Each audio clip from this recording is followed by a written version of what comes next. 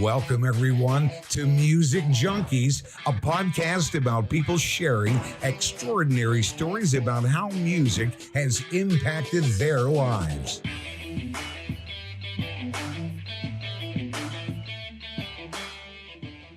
Welcome, everyone, to Music Junkies. I'm your host, Annette Smith, and today our special guest grew up flipping and tumbling across the country. Then you landed on stage performing with obviously a variety of bands on the West Coast.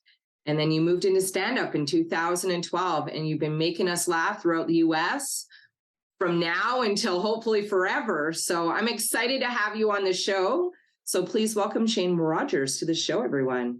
Thank you so much for having me. I'm excited to be here. Yeah, I'm excited to have you too. Before I get started, I always like to ask my guests, what was your experience putting your playlist together for me today? Yeah, it was interesting. I mean, I hadn't really sat down and thought about my connection to music as far as sort of nostalgia goes. And so it was interesting to flip through my, various playlists and kind of see how each of them hit me. I think we know that we have emotional connections to songs, but it really isn't until you sort of cull through your list and find the ones that have that are real sort of memory triggers for you, that you realize how strong that is. Because I put together a playlist that was probably 3 times as long as what I sent you. I think you wanted just like 10 songs, and I sent or I had about 30, I think, and I ended up just listening to the playlist just kind of back to back. I was driving between gigs. And it was a real, it's like a roller coaster of emotion. I mean, it's like walking through your life. I didn't do it chronologically, which I probably should have, because that would have been really interesting to kind of go through and, experience my youth and then my teenage years. So it was pretty wild to kind of jump in and out and kind of dip into different times of my life. And yeah, it just really highlighted how, connected we are to music when it comes to not just the experiences we've had, but emotion and nostalgia and all the things that kind of make life interesting.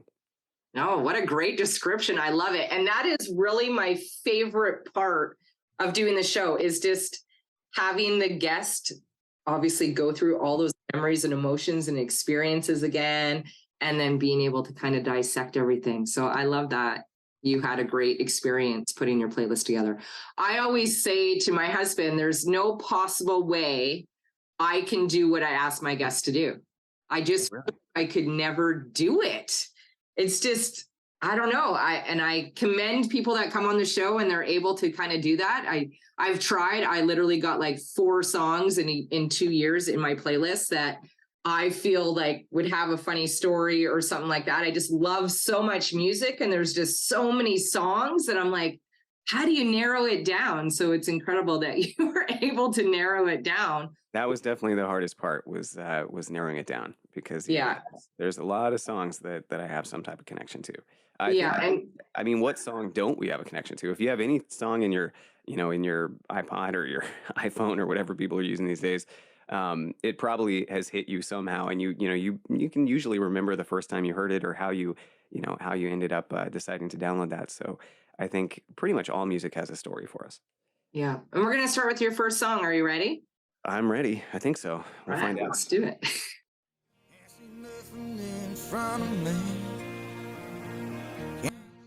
So The Boss, The Rising. The Boss. Yeah, I have a major connection to The Boss.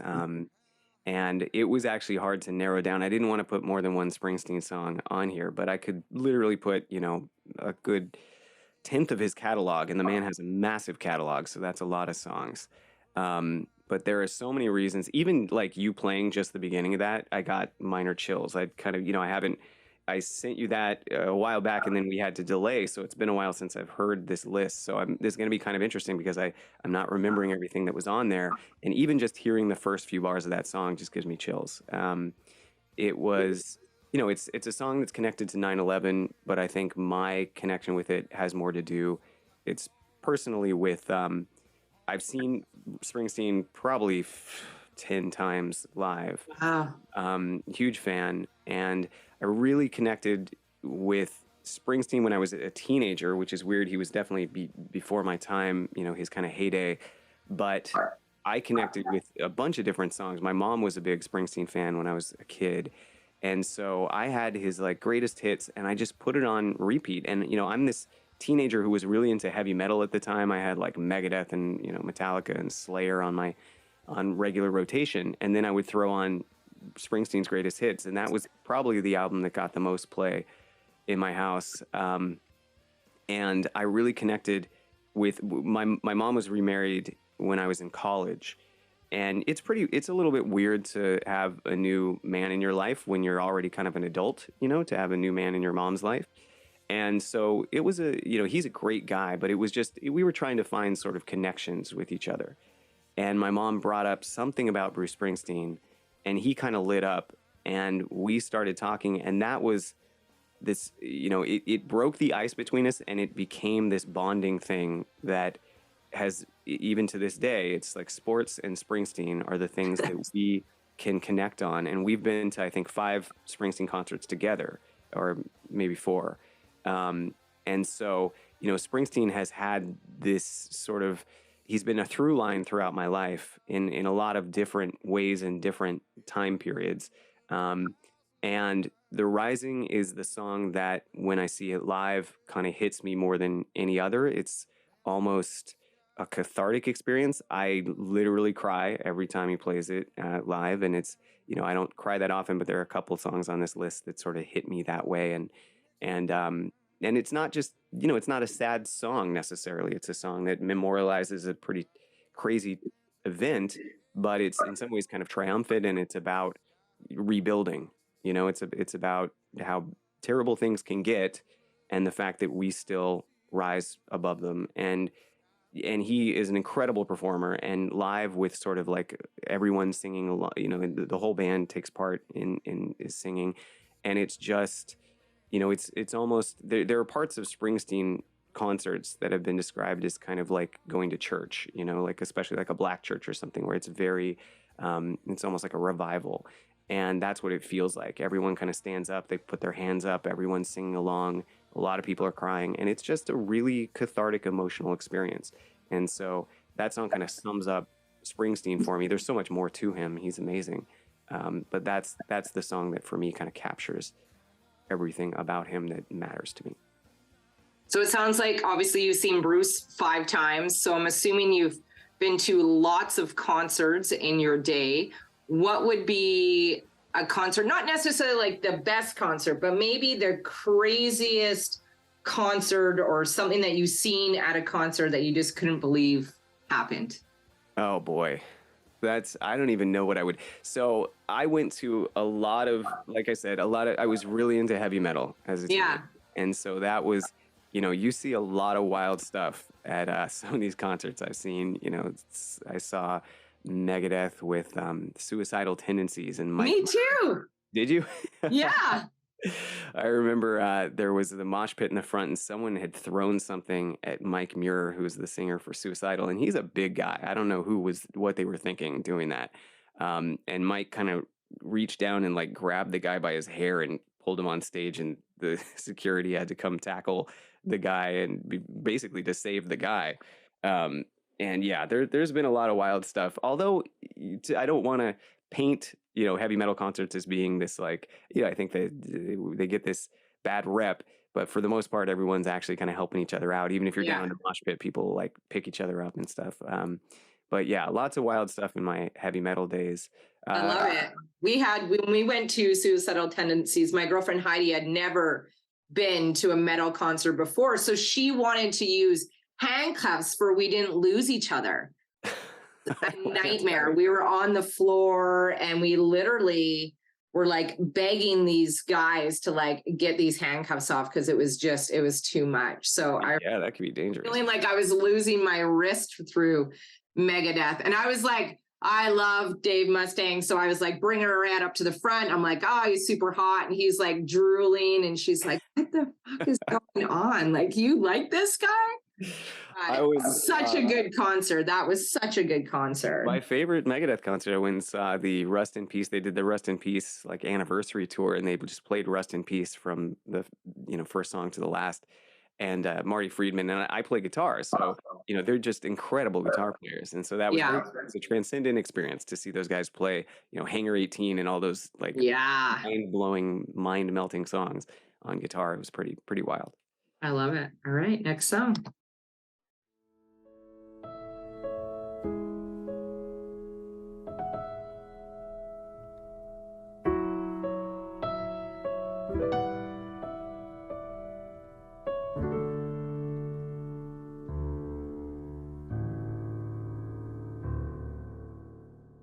The Wig in a Box.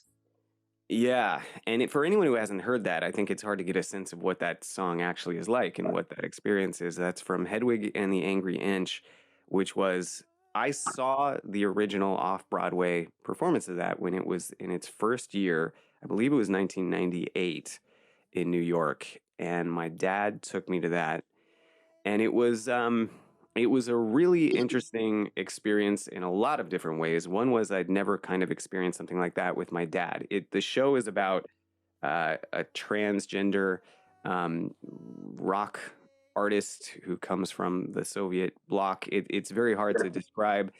There's a movie, Hedwig and the Angry Inch, which I do recommend. It's a great movie, but certainly doesn't capture the experience of the off-Broadway play, which became a Broadway sensation too, and is just mind-blowing. I mean, it's essentially a one-man show with a band behind him, and I really hadn't seen anything like that. I mean, for someone who was kind of raised on, you know, pretty standard fare, to see something that was that out of the box, and you know, every song is different. They cover everything from there's a lot of punk, there's a lot of kind of pop, classic rock, and it's all brilliant. The music is brilliant. The performance is brilliant. It blew me away. And my dad was really into sort of counterculture stuff and always tried to expose me to things that were outside the norm. But I was kind of resistant to that in a lot of ways. I think you sort of rebel against what your parents are into, whatever that happens to be. And so I was pretty mainstream, other than, you know, my heavy metal stuff, which is still kind of mainstream. And this was just something that I hadn't experienced before. I think at the time, you know, I was just old enough to drink, and it was the first time I had a beer with my dad. We went out and had a beer before that, and that's kind of a, you know, seminal moment for a young man, I think, is having your first legal beer with your dad in a bar. Just felt surreal, you know, to be in New York. He was living in New York, working in New York at the time, and I'm in California, so I had flown out to see him. And so that's just the whole experience of visit, sitting and having a drink with my dad, him telling me about the crazy things that he had done at my age, which are things that he'd never divulged before. And, you know, I just never thought of my dad as like being a young partying guy. Like, you just don't see him that way. And for him to kind of open up and then to share this experience of that show, and particularly I do like that song. Almost all the songs in it are great. And anyone who's not familiar with it, I just really would encourage them to check out the movie. The movie is worth watching, and you can probably see, maybe, I'm sure YouTube has like videos of the actual off-Broadway show, but it is just absolutely mind-blowing. It will, especially if you haven't been exposed to that kind of thing. I love like Hamilton and, you know, standard Broadway fare, but this is different, and it's, I think, edgier and a little bit more, you know, it's just a little bit more eye-opening. Yeah. So obviously you grew up very different than a lot of kids. So how did this circus world start for you? So yeah, I was, I guess, 9 years old when my mom joined the circus. It was called the Pickle Family Circus in San Francisco. It was a touring circus without animals. And it had all kind of the standard acts that you expect from a circus. We had, you know, jugglers and trapeze artists and you know, acrobats. And when I started at 9 years old, my mom was the box office manager. So we were touring with the show, but I wasn't in the show. And I really wanted to be in the circus. I mean, I'm touring with the circus all the time, and I wanted to be on stage. So I started taking basically all the acrobats were training me during the season. And within, I think, a year and a half, I was in the show as an acrobat. So I was around 10 years old when I joined as part of the performing element. and did that until I was, I think, 14, basically until high school, when it became not so cool to be the circus kid anymore. It was kind of fun to be the circus kid in middle school. Everyone thought that was really cool. And every summer we would tour, and we went all around the country. I've been to almost every state. We did tour Canada. And that was a really interesting experience. I didn't get summers off the way other kids did. I was out, kind of working, quote unquote, but really mostly enjoying it. It was like a big playground for me. Yeah, I bet. Was there any kind of a weird thing that you seen there, or a memorable moment that you experienced? There were a lot of memorable moments. I mean, it was really fun and really unique, but could be, also it's like a kid with a job. Like it's not, there are some elements of it that aren't great. We toured in the summer, and, we would tour. I think we were in, boy, where were we? Where it got that hot? We were somewhere in the South, and during the summer it was, incredibly hot, and we were wearing there was one act where me and there were two other kids in the circus at the time. One of them was the founder's son, Lorenzo, who has gone on to do a lot of other performance stuff and been on TV. And we had to wear these monkey costumes, and we would run around, and we would, flip around and do all kinds of stuff.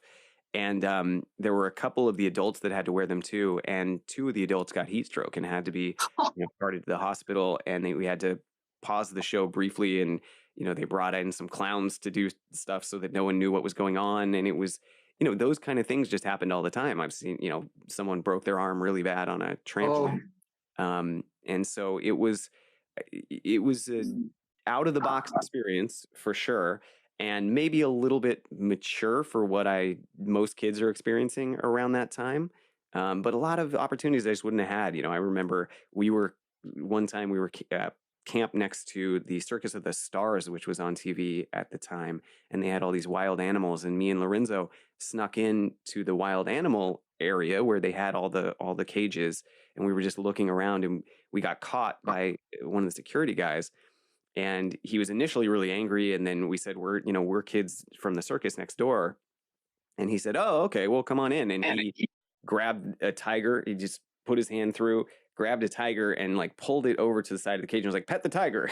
And we're freaked out, and we're petting the tiger. We're like, okay. And we got to pet the tigers and everything. And then I was at the Palace of Fine Arts a few years later, because we used to do our Christmas show at the Palace of Fine Arts. And right next to that, they have the Exploratorium. And there was a little thing on animal training, and they had a video, and that guy was in the video, and he had one hand.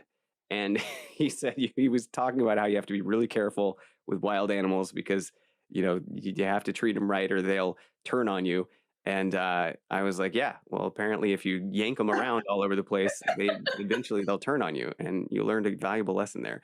So That's just true. a lot of, wild things that happened as a kid that probably most other people don't have those kind of stories. So I do feel privileged in some ways. And, I did miss out on, I think, a little bit of childhood. Yeah.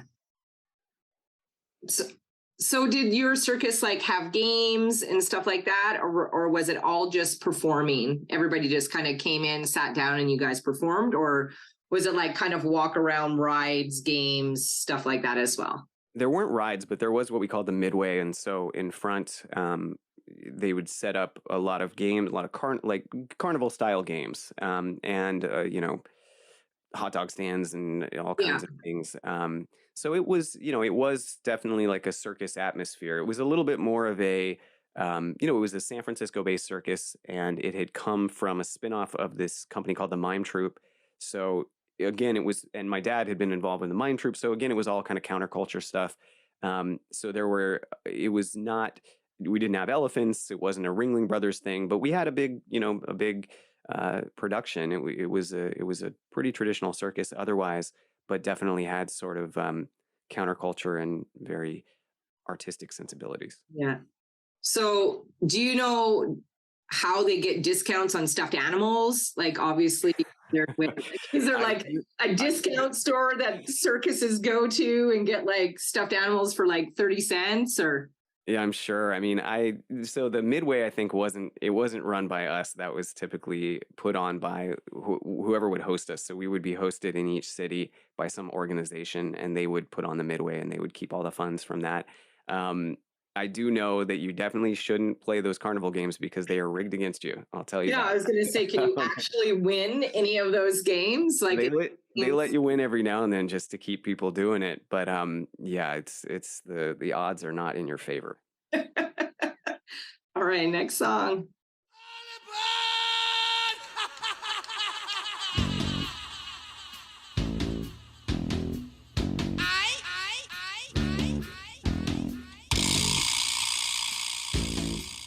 Oh, I love Ozzy. Crazy Train. Crazy Train. So you didn't get to the riff there. That's the, we almost made it there. The riff is what hooked me, and that was, I had just started trying to learn to play guitar, and I was, in my phase of sort of, I don't know, as a kid, I was kind of listening to like Poison and whatever was on MTV and kind of more pop stuff, and that was I went to my friend's house after school one day, and he played Ozzy. He had the album, and I had never really been exposed to anything harder than, hair bands at that time. Yeah. And that first riff, the like, that just, I was like, this is amazing. I have to learn this. And immediately went to my guitar teacher and was like, teach me Crazy Train. And he was like, hell yeah. And, yeah, that's awesome. So that was kind of like your first rock song on a guitar? Yeah, that was the first rock metal riff that I learned, and I just used to play that all the time. And that was my sort of gateway drug into all the heavy metal after that. It was kind of my downfall there, but in a good way. Did you have a band in high school? Oh, yeah. Yeah, and in fact, so it's pretty wild. I have a podcast now with Duncan McEwen, who is a comedian also, and also was my singer all through high school. Wow.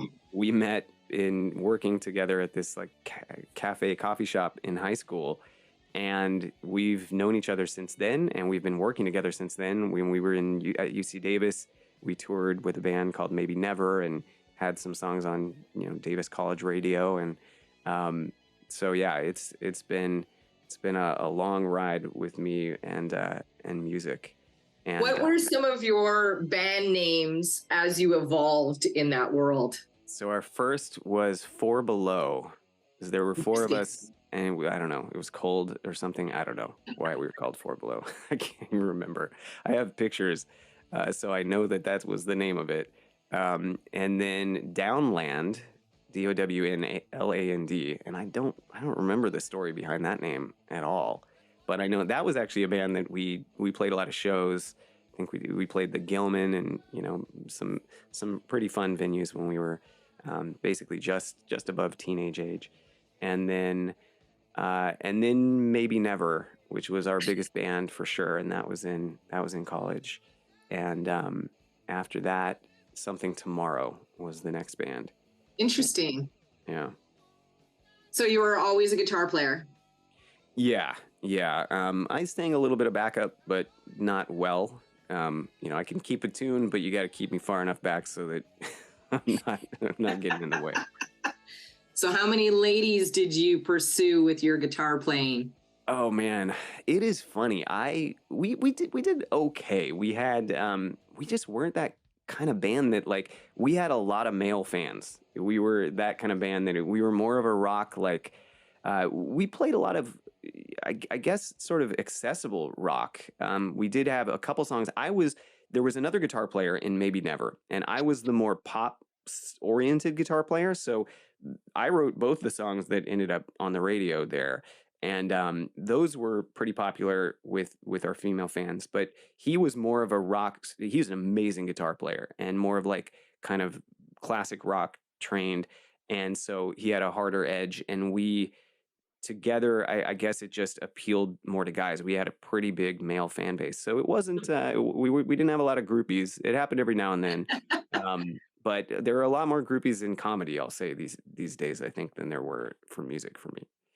Not these days. Now I'm married, but for my early years in comedy were a little bit more wild, I think, than my musical days. Right, next song.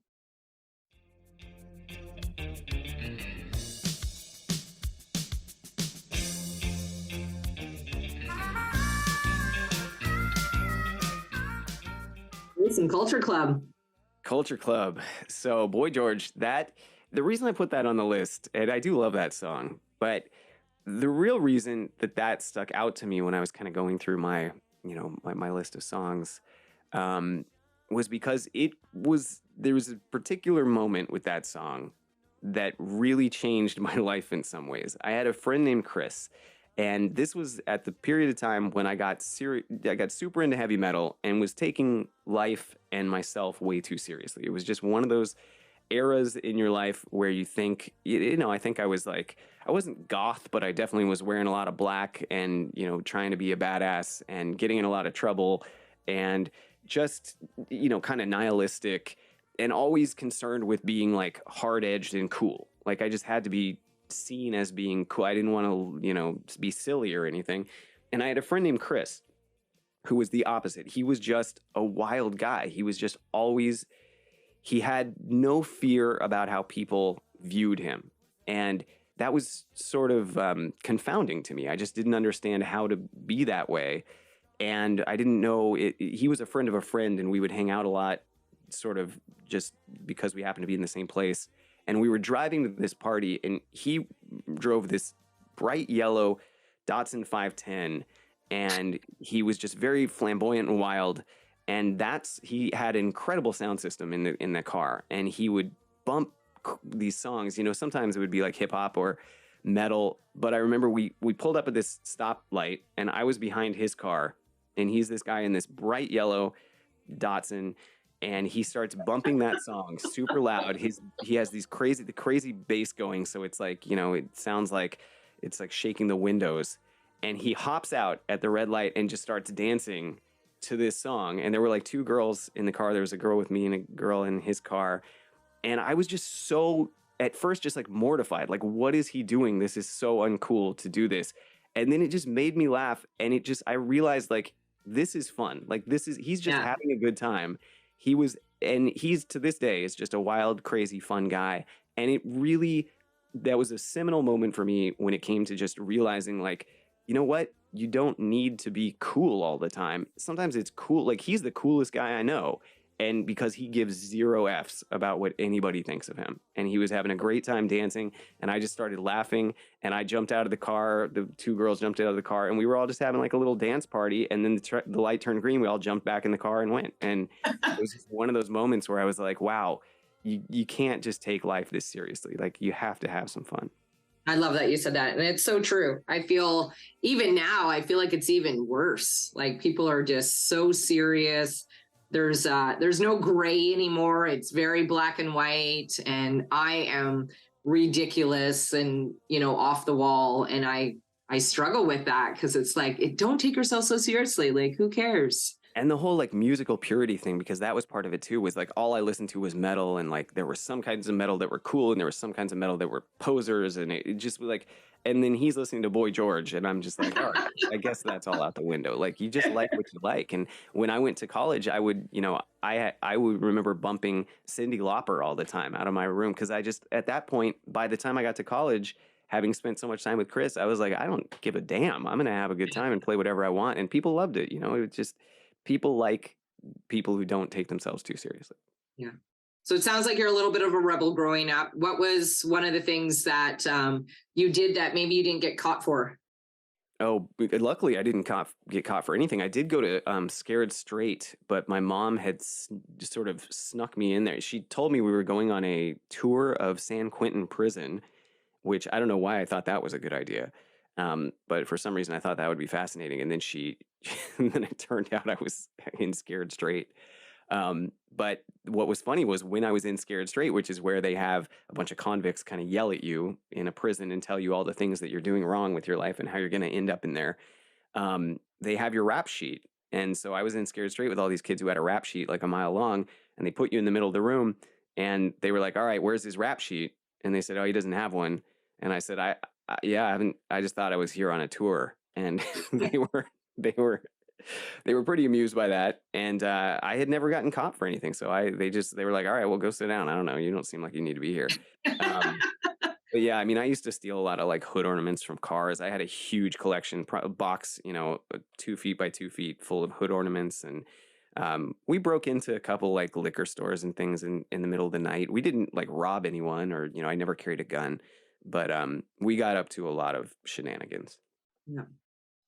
I think we all do. I think it's important too, right? Again, like go have those stories. You don't want to, look back and go, oh no, I just, stayed at home, watched movies. I was good. No, go be bad for a little bit. It's okay. Yeah. Don't hurt anyone, but go have fun. Yeah. Next song.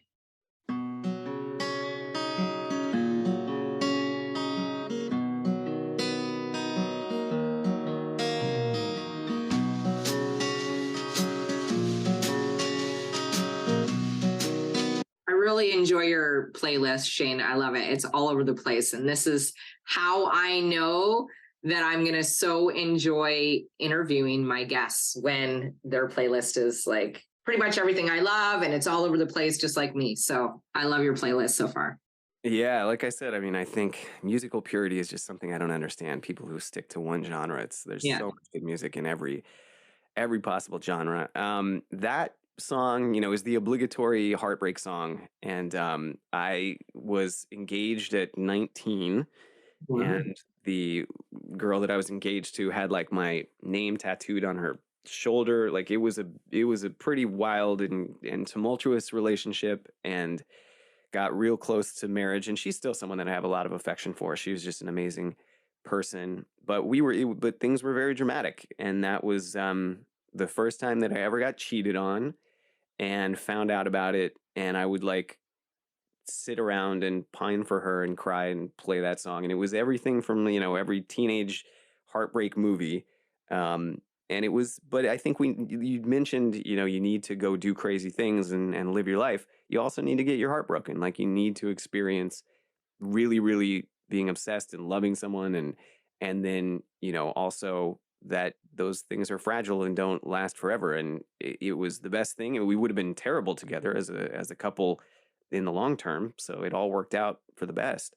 But yeah, I still, if that song comes on the radio, most of the time I have to change it. I don't listen to radio a lot, but if it comes on, because I just put, I put my entire playlist on shuffle most of the time. All the music that I have on my phone.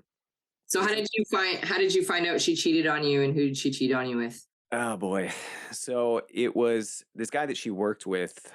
She was working at a coffee shop, and I went to pick her up one day, and she wasn't there. We were living together. And this guy was there, and he was her coworker. And I was like, is she here? I'm supposed to pick her up. And he said, no.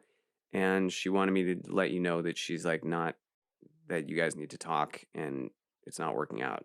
And I was like, that's an interesting way to do it. And who are you? And he was like, I'm kind of her new boyfriend.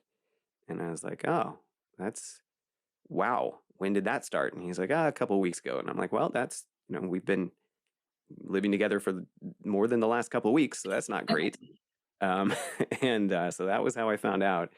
And in retrospect, I don't blame her. She was young, and she was looking for a way out of a relationship that wasn't going to work in the long term. And we don't deal with things in a mature way when we're young. And I certainly didn't handle it in any mature capacity. So, I don't have any ill will towards her at all. She was a great person, and we just weren't meant to be. But yeah, that was a rough few months after that. I bet. Do you have any guilty pleasures? Musically? No, just in general in life. Oh boy. Yeah, like reality TV, which is just, I'm 100% not embarrassed by anything that I do, because like I said, it's fine to be silly. But my wife and I will watch like The Circle, and we'll like argue about who we think needs to go home, and we get really into it, and we're just yeah, so like cheesy reality TV, just all kinds of, I have no shame again when it comes to like I love Marvel movies. I don't care which is cool and what is art Yeah. and so yeah, I'm very, there are a lot of weird fringe things that I'm into, but I'm also totally fine with watching mainstream trash and being happy about it. What about habits? Do you have any bad habits? Boy, I've purged a lot of my bad habits just out of necessity. I am super like sober. I don't even drink. I don't drink caffeine. So I don't know, bad habits wise. I mean, I definitely like junk food sometimes, but then I'm also pretty crazy about working out and jogging and stuff. So at this point, I think most of my bad habits had to go just for health reasons. But yeah, I'm sure I could think of something if I really ruminate on it.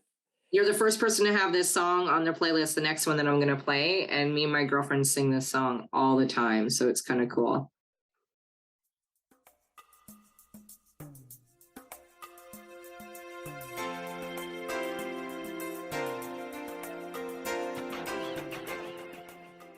Yeah, every year I have some kind of theme party, and this song will always come on, and all the girls get together, and it's like this power girl song, right? It's pretty funny.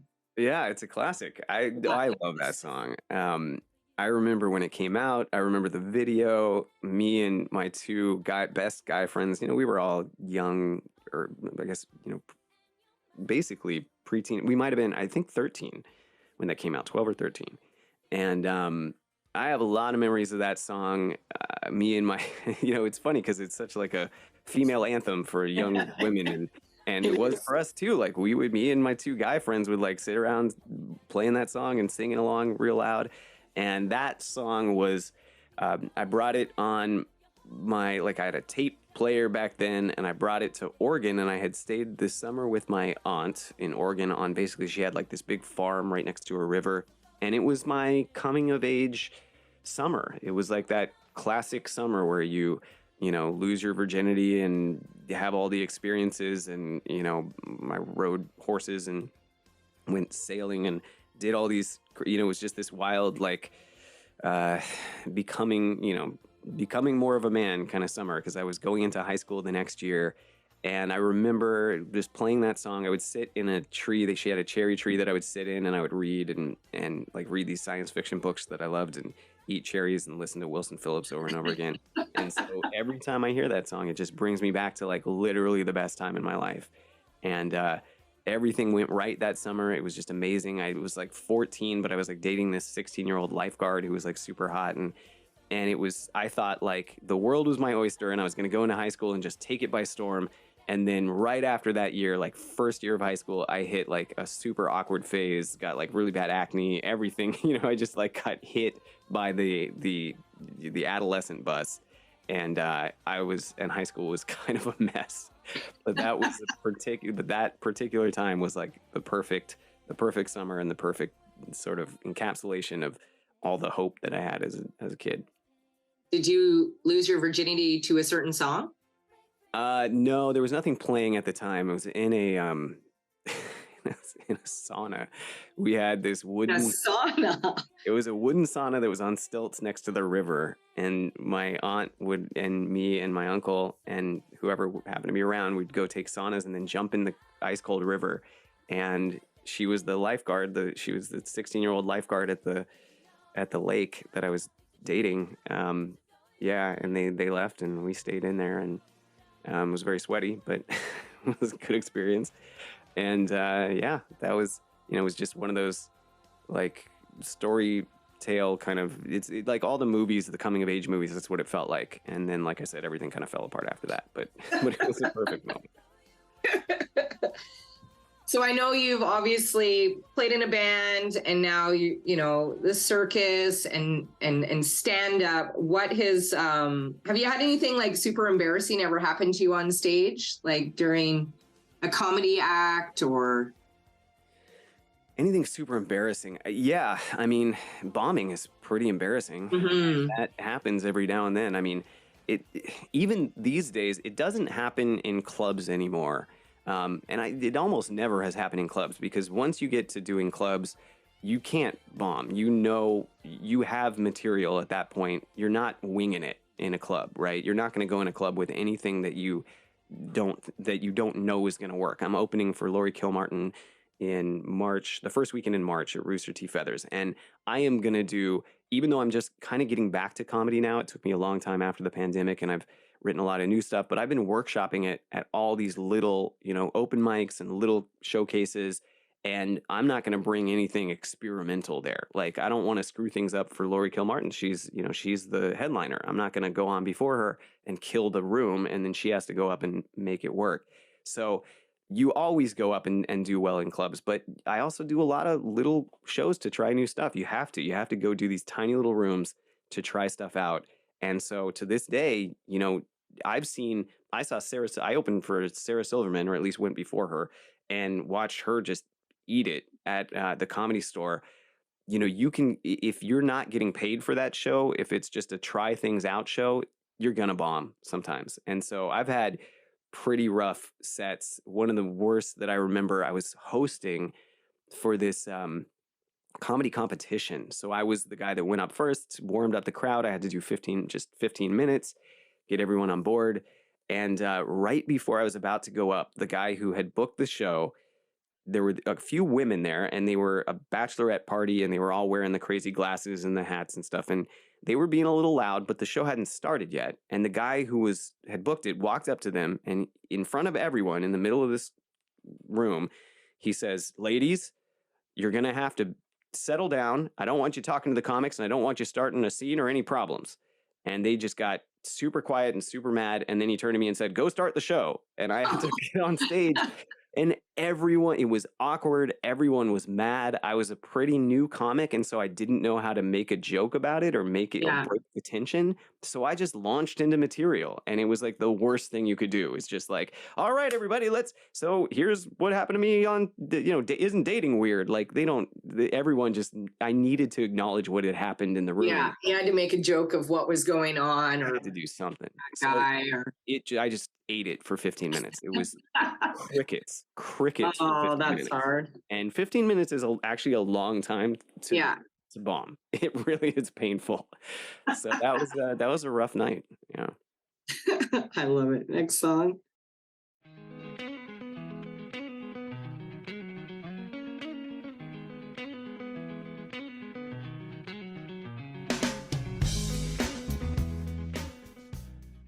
My husband plays this song on the guitar all the time. He loves it. That is one of my favorite guitar parts, one of my favorite songs of all time. And I don't like everything that the Chili Peppers have done. They have kind of different eras that I'm into. Yeah, they really do. But John Frusciante, their guitar player, I think is a genius, you know, and he's left and come back numerous times. But the albums that he's on, and in particular Blood Sugar Sex Magic, which is like just transcendent. The best album. As an album. And then, you know, a lot of the Californication era, he's just incredible. And I think as much grief as they get for kind of being this weird sort of fame-hoary mainstream, you know, Cali band, they're just incredible musicians. And that song in particular is one of my favorites. Soul to Squeeze is another of my favorite songs by the Chili Peppers. And those two would probably, if I had to list like top 10 favorite songs of all time, which is hard to do, probably both those songs would be on it. And that one in particular, I remember my dad and I, you know, we never really agreed on music. It was always, you know, we both enjoyed Hedwig, but other than that, my stepdad and I are kind of more aligned on music with the Springsteen stuff. But my biological dad and I, we've always there's been a weird tension thing with music where he kind of doesn't respect what I like, and he's a little bit more of a musical purist. And we were driving to go skiing. We were driving to Tahoe. My dad was in the car, and he was just always annoyed by whatever music I had on. And I remember this song came on, and we listened to like the first half of it, and he was like, "Hey, can you start that again?" And I played it again, and I remember him just going, that's a really good song." And it was one of those times where you're like, "Oh, all right." Cool. You like something that I like. Yeah, here's a little moment. We have a song that, you know, and he really kind of was like, that's pretty impressive. And so that was one of those things where it just stuck out in my mind that, you know, one of my favorite songs is a song that my dad appreciated, and that gives you a kind of warm feeling. You know? What is one thing that your mom and dad taught you growing up? Oh boy.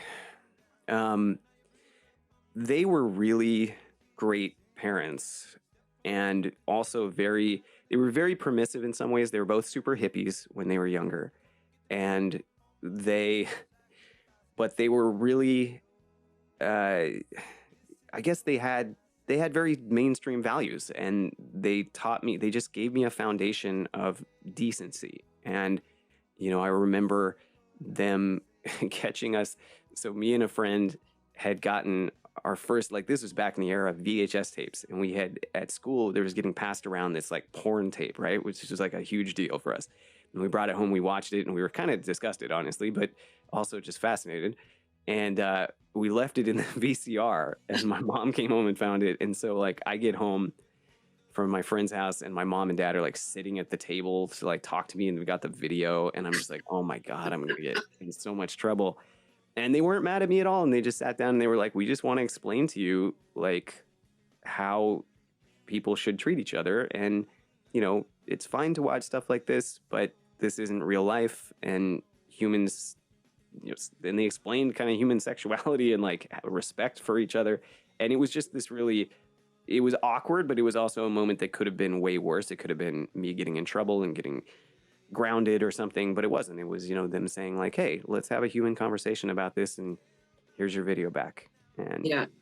That's very true. I think parents potentially do, when they catch your kids doing something like that, like our son was 16, and he left his Facebook page up, and it is just like streamlines of dick pics and boobs and badge and the writing. Like, I swear to God, my son should be a romance novelist. And I was just like, oh my God, this is a lot. So I printed it all out. And so when he came home from school, I just kind of like, hey, and he was like, whoa. I'm like, hey, I get everything that you're going through, but just remember, your dick is now on the internet. Okay. Yeah. Probably not the best thing.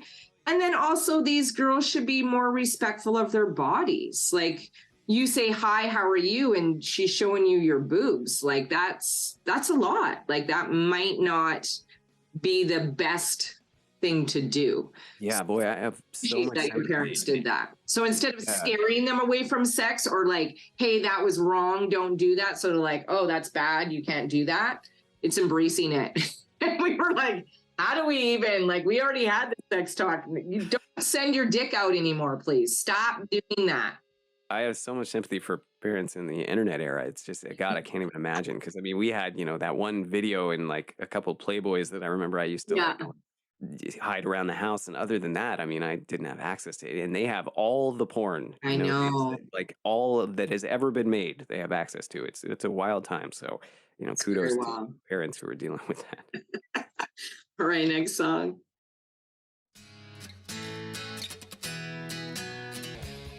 Great Boston song. I love Boston.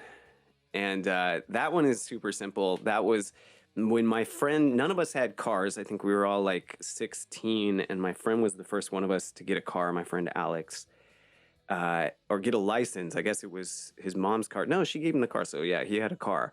And that was like freedom, because Alex loved Boston, and he would always, whenever he picked us up, and we would go driving around, and often we just drove around aimlessly. Like, a lot of times we didn't even have anywhere to go. No one was inviting us anywhere. We just drove around San Francisco, and we would go to like Coit Tower and, drink in the woods or whatever. And it was, that was what he played, was he always had this Boston tape. And so I associate Boston with like this feeling of freedom. Like, we got in the car, and like, now it was almost awe-inspiring and overpowering, this idea that we could go anywhere now. Like, if we had enough gas money, we could just go. And that was just something we hadn't experienced, other than BART and buses. That was as far as we could get. And, if we wanted to go to LA, we at 16, you couldn't do that. And we didn't, we never got in the car and went to LA, or like really did anything interesting. But just that feeling that we could was wild. And we would always talk about it. It would be like, we're going to, let's go to Vegas tonight or something. And it's like, we're not even old enough to do anything in Vegas. But it was just the freedom of knowing that we could. And so I've always associated Boston with like this. And those songs are perfect for that, because they're very, they're so exuberant. And it's just this sense of being unleashed. And I still love those songs to this day.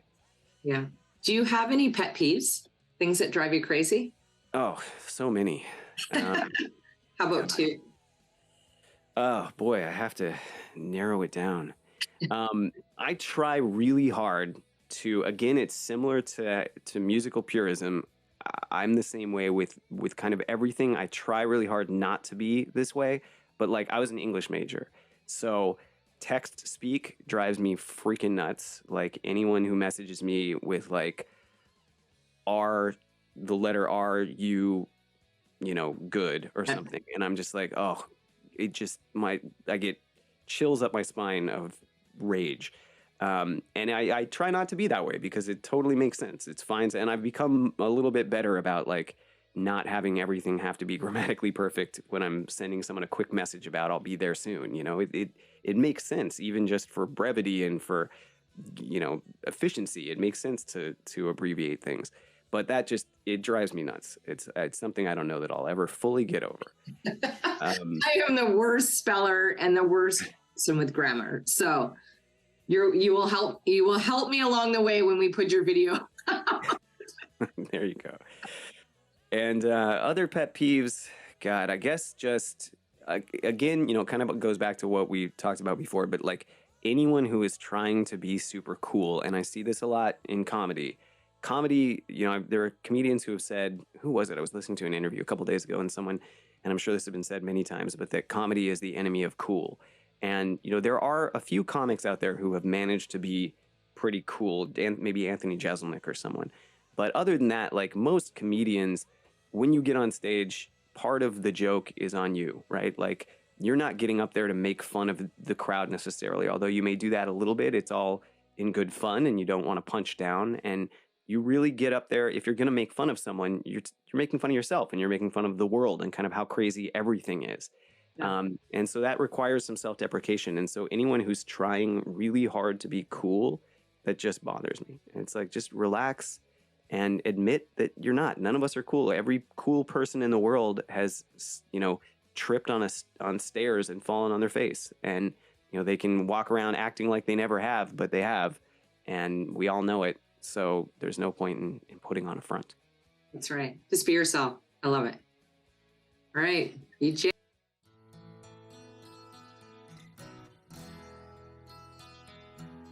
I'm standing at the crossroads in life, and I don't know where to go. I put that one on because it's the only song that I can think of right now that I can't listen to the whole song. It is, I don't know why that particular song gets me choked up, but like halfway through that song, I will have to turn it off every time. And I kind of love that song for some reason. It's just this very melodramatic, cheesy song, and I can't listen to it.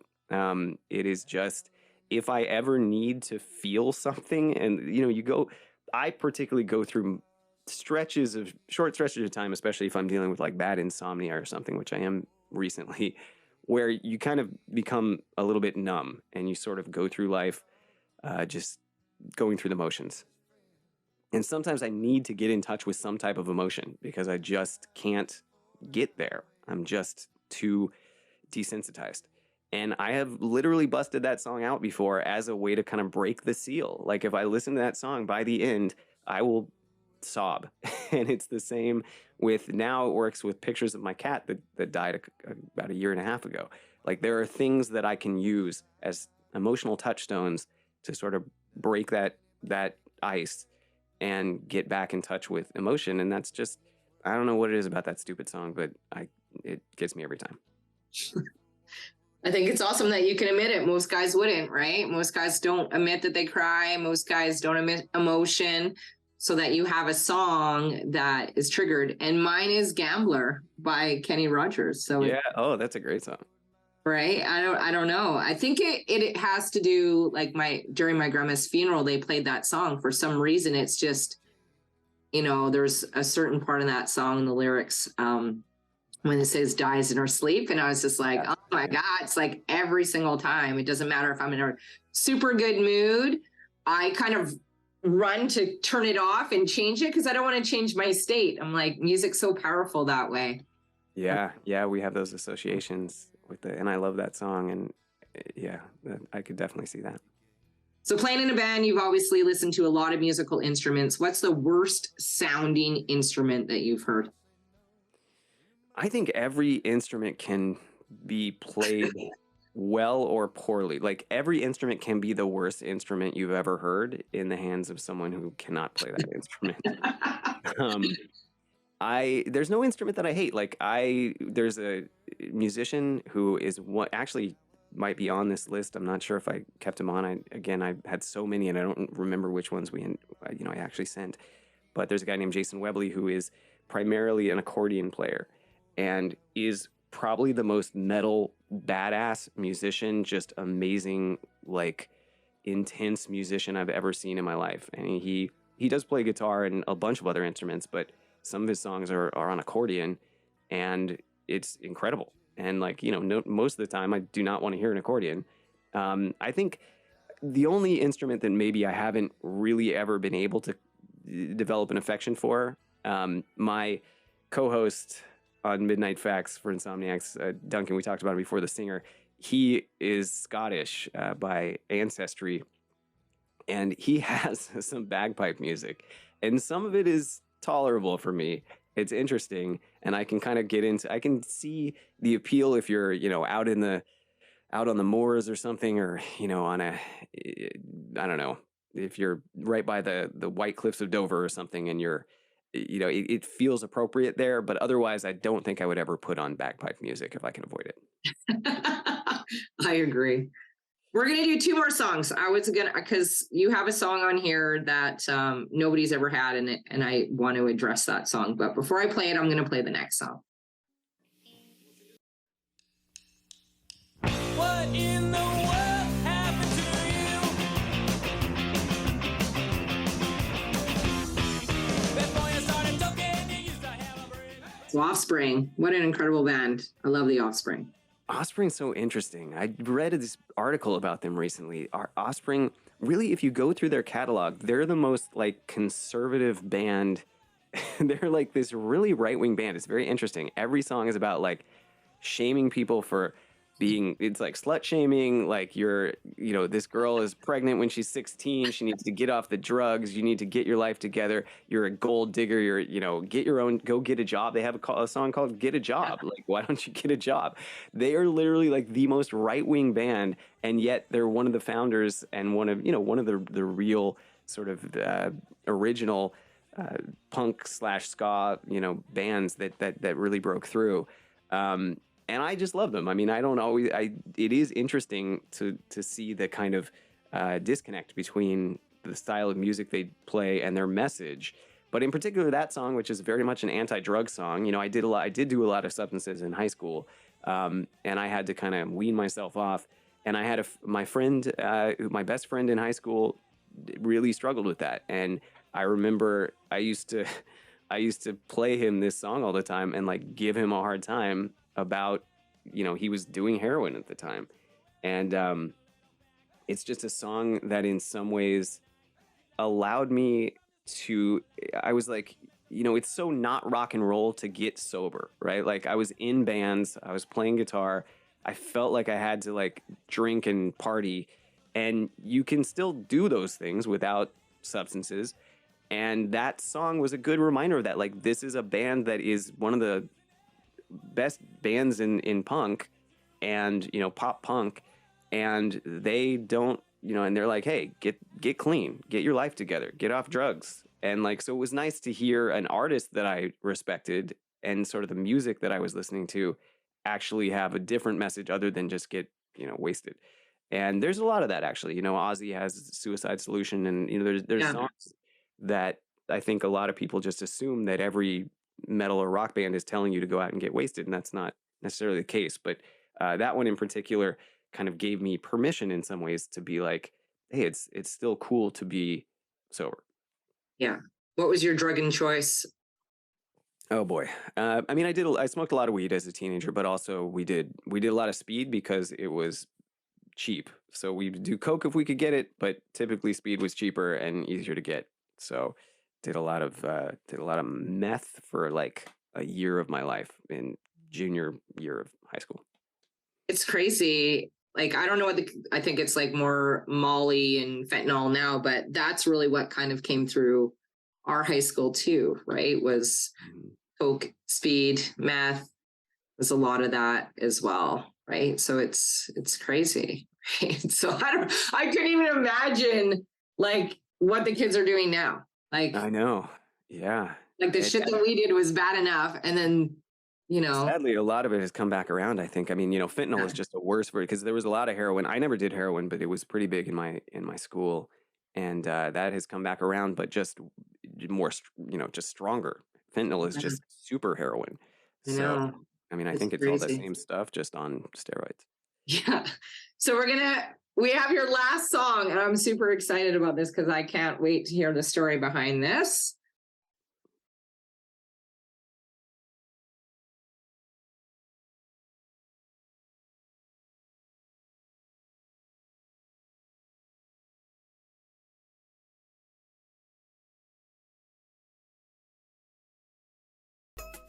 Right, Milli Vanilli. I love that song. That song taught me a few things. I was a big Milli Vanilli fan when they came out. I was a kid, I guess, you know, late kid years, and had the Milli Vanilli album. I think I had a freaking poster of Milli Vanilli, and you know, I just thought they were cool, and Yeah. it was one of those seminal moments when you realize that the world can lie to you, and like the idea that watching those guys, I think they were on there was some interview that they did where they tried to pretend that it was still them. They were still insisting that it was them, and so they got up and like tried to sing it. And it was clearly not that they were singing in German accents. It sounded nothing like them. They couldn't sing, and they were singing in accents. And you were like, "Oh, they are liars. This whole thing is a lie." We actually did on our podcast an episode. We do a different subject each week that's chosen by the listeners, and we did a whole series on scandals, and we did scandals music, scandals movies, scandals television, and in music scandals. So I learned the backstory of them, and it's actually really tragic, and I do not hold it against them at all. They were two young, poor German guys who were basically exploited by a record producer. And they had thought that they recorded vocal tracks and thought that would be on the album, and then the guy just threw the vocal tracks away and used a different artist and then released it. And they were kind of like, well, we can either give all this money back and admit that it's not us and, you know, go back to being poor, or we can just go along with this. So it's kind of a tragic story when you learn the truth behind it. But at the time, it was just it was just a lesson in life that like things are not what they seem, and even the people that you know, your idols and the people that you have posters of, they're humans, they're fallible, and they might not even be at all who you think they are. And so that was, in some ways, a loss of innocence for me, to realize that, you know, the world can just be completely fake. But overall, I think also a useful lesson, something that we all unfortunately have to learn. It's just like learning Santa Claus isn't real. It just, we all go through those moments where the veil is pulled away and we have to acknowledge how the world actually is. I agree. So usually I don't share too many stories, but because you had this song on here, I have to share a story. So I went to a party and I met this guy who was dressed up as Milli Vanilli, like literally him and his buddy, like perfect costume. It was around Halloween time. I went to school with one of the guys, and then he introduced me to the other guy. We ended up like going home together that night. And I remember getting up in the morning and not even really remembering this guy's name. So I like looked at his license, and I ended up, you know, getting engaged and having babies with this guy, which is like the craziest story because he was Wow, that's awesome. Milli Vanilli, right? And so I was like, oh, now I guess I do have a story to a song. And I was like, oh, I totally forgot about that when I seen that. I was like, oh my God, that's so crazy. That is awesome. Do you have pictures of, does he still have pictures of that night? It's a lot. Yeah, it's so crazy when we talk about it. It's just, yeah, it's crazy. So That's awesome. Thank you. But I don't want to let you go yet. I want to, where can our fans find you? I know you host a podcast as well. So if you want to share a little bit about that, please do. And then all your social media, pretty much where can we stalk you and find you? Yeah, so Midnight Facts for Insomniacs is the podcast, and that's where I've been putting a lot of my energy over the last few years, and we've been really lucky to have the success that we've had with it. And it's a podcast of fascinating facts and two comedians. We, like I said, every week is a different subject, and they're chosen by the fans, and then we research it and we talk about it, and so it's a way to laugh and learn at the same time. It's a lot of fun. And ShaneRogers.net is where you can find all my upcoming shows. Right now, I'm just doing, I think I just did a run of shows, and I'm taking a little breather through February, and then in March, I'll be at Rooster T. Feathers the first weekend of March, opening for Lori Kilmartin. And then after that, I think I'm going to take a few weeks off. I'm just trying to get a bunch of podcast stuff done and get some dates booked. But all of my schedule will be at ShaneRogers.net, and there's pictures and videos there too as well. Love it. So before I let you go, do you have some words of wisdom that you could leave us? Oh boy. Words of wisdom. If I did, I would be in probably a better, I would be able to sleep at night. Get good sleep and try not to stress if you can't. Our show is called Midnight Facts for Insomniacs because we both have struggled with insomnia throughout our lives, and it's something I'm dealing with now. And the main thing is it's really hard to do, but this is the one thing that they teach you with insomnia is that you have to not stress on the insomnia. You just have to accept that you might not sleep, because a huge part of insomnia is being afraid that you're not going to sleep. You go lay down and then you're terrified that you're not going to sleep. And so you self-actualize it and you can't sleep. And so there are things that you can't control, and insomnia is one of them, but there are many, many things in life that you can't control. And letting go of control and saying, oh, well, I might not sleep tonight, but you know what? I'll be alive tomorrow and I'll get through it. And that is the most important thing with insomnia, but also with life. Just accept the things that you can't change, move forward, and just do your best every day with the circumstances. Don't try to always control the circumstances. Let them happen and just do your best.